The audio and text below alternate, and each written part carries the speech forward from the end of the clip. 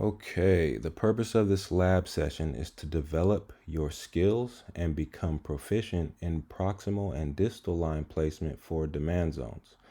Now, we will utilize the base isolation technique to identify a formation and draw the proximal and distal lines around the demand zone. As in previous labs, I will give you instruction on how to complete the lab and then demonstrate the exercise. Afterward, you can pause the recording and practice the technique yourself, and then resume the recording to see if you've done it correctly. Now, initially, we are going to practice isolating the base with 2 vertical lines around the zone, one around the leg in, and then one on the leg out. And then afterward, we'll practice drawing both the proximal and distal lines for placement. All right, so let me pull up a chart. You have 3 choices here, and basically what you want to do is try to identify the name of the formation and then try to identify which one of these charts has the leg in and leg out candle drawn correctly. So I'm going to go ahead and pause the video. You can take a moment to try to identify these and see which one is correct. Okay, and the correct answer is chart number 3, drop, base, rally. All right, we see this is the leg in candle. We have our three basing candles here closing in the range of the previous candle, and we have our 2 leg candle, the leg candle in and the leg candle out, extending beyond the range of our basing candles. We can see in chart number 1, the leg in candle is correct, but the leg out is not. And then in chart number 2, the leg out candle is correct, but the leg in candle is not. All right, now when identifying our zone or drawing our zones, keep in mind we want to identify the preferred method, okay? Now again, we do have some leniency when placing the proximal line, and with the distal line in this particular formation, we can also use the lowest point at any part of the formation, not just the base, but we could use the leg out or the leg in a drop base rally as far as identifying or placing the distal line. Okay, so keep that in mind in regards to the distal line, but we want to use the preferred method when placing the proximal line. So I'll pause the video and give you an opportunity to identify which one of these is drawn correctly. For purposes of this example, however, because we can't see the wicks on the leg in and the leg out, you're just going to use the preferred method, identifying the base. All right, so pause the video and I'll display the correct answer. Okay, and the correct answer is chart number 2 has the correct zone regarding the preferred method. All right, again, we do have some leniency when placing the proximal line. We can go wick to wick, and again, this is going to be based on our own personality, if you recall, and our own trading plan. But when using the preferred method, we want to go to the top of the body to the lowest wick. Okay, chart number 3 does use the top of the body, but it is not the highest body within the base. We want to use the top of the highest body within the base, and then the lowest price point within the drop base rally formation. But again, we're just going to use the base because we cannot see whether or not the wick on these leg candles extend. And if we move these lines out of the way, we can see that they don't. Okay, so either way, this would be the correct way to place the proximal and distal line. However, in the event that the wick does extend below the base on either the leg in or leg out candle, for placing the distal line, we could use either one of those as well. All right, we're gonna give this a second go around. Again, you're gonna try to identify the name of the formation, and which one of these charts has correctly identified the leg in and the leg out. Go ahead and pause the video and I will display the correct answer. All right, and the correct answer is rally, base, rally. All right, we see the leg candle in here. We have the base, and then we have the leg candle out. Okay, chart number 1 did not identify the leg in. It did identify the leg out. And then chart number 3 identified the leg in, but did not identify the leg out. All right. Now we'll go ahead and draw the zones, and you will have an opportunity to see which zone is drawn correctly.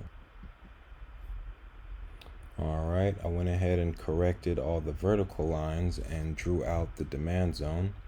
Again, we are going to use the preferred method for drawing the demand zone and see if you can identify which one of these has the demand zone drawn correctly.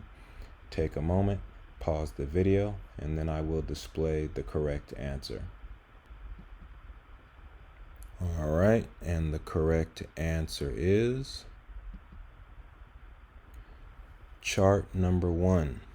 All right, again, using the preferred method, highest body, top of the highest body within the base, down to the lowest wick within the base. Okay. Chart number 2, again, we do have some leniency when placing the proximal line, but again, we want to use the preferred method. This particular method here is allowed, if you recall from one of the previous videos. However, using this method, though it minimizes your risk and maximizes your capital requirement, it does not allow you to get into as many trades as using this method here. Okay.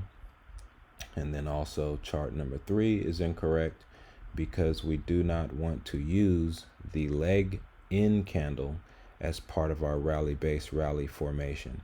Now, let's say for the sake of argument, let me move this out of the way, that our wick here on this leg out candle was to come lower than the wick on this basing candle, then we could use the wick on the leg out candle. But we do not want to include the leg in candle on a rally base rally formation. Okay. All right, this one you will have a chance to do on your own. Go ahead and pull up your preferred trading platform.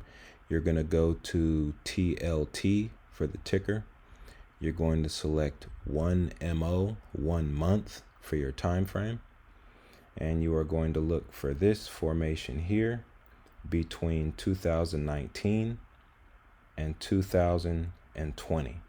Okay, and again, you want to identify the name of the formation, you want to identify the leg in and the leg out, and you want to identify how to draw the zone using the preferred method. I'm going to pause the video and then display the correct answer. All right, and the correct answer is rally, base, rally. All right, we have the leg in candle here. This would be the leg out. These two candles are basing. This might have been a little tricky trying to identify which one of these candle bodies was higher. I actually had to use the box over here on the left and use the cursor to see which candle had the highest close. This one was 132.89 and this one was 132.81. And then again, we use the lowest wick within the base. Now, for the sake of argument or discussion rather, if the lowest price point would have been on the leg out candle, then to place the distal line, you would have used the lowest point on the leg out candle. So for the rally base rally formation, you are allowed to use the leg out candle to place your distal line. However, per this example, you would have just used this basing candle here. All right, we'll try this one more time. Go ahead and pull up GDX for the ticker. Again, you're going to go to 1 month, 1 MO, and you're going to look for this formation between 2018 and 2019. Again, you want to identify the name of the formation, and you want to correctly identify the leg in and the leg out, and then go ahead and draw your zone. All right, and the correct answer is drop, base, rally. Okay, we have our 3 basing candles here, closing within the range of the other candle, except for this candle here. Looks like it might have closed just outside the range of this leg candle. However, this candle extends beyond the range of these basing candles, as does this candle here, which would make this the leg out candle, and this would be the leg in candle. All right, and then again, this is a drop base rally. Now on this particular formation, for the sake of discussion, if the lowest point would have been on either the leg in or leg out candle, then you would have used the lowest price point to place your distal line. You do have that is particular to the drop base rally formation. Okay, that will conclude this exercise. Before you move on, go back to the demand zones that you identified in the base isolation technique video and make sure that you placed your distal lines in the appropriate location for your demand zone formation, and then go back and complete the labs that we did in this video if you have not done so already. Hope to see you in the next video.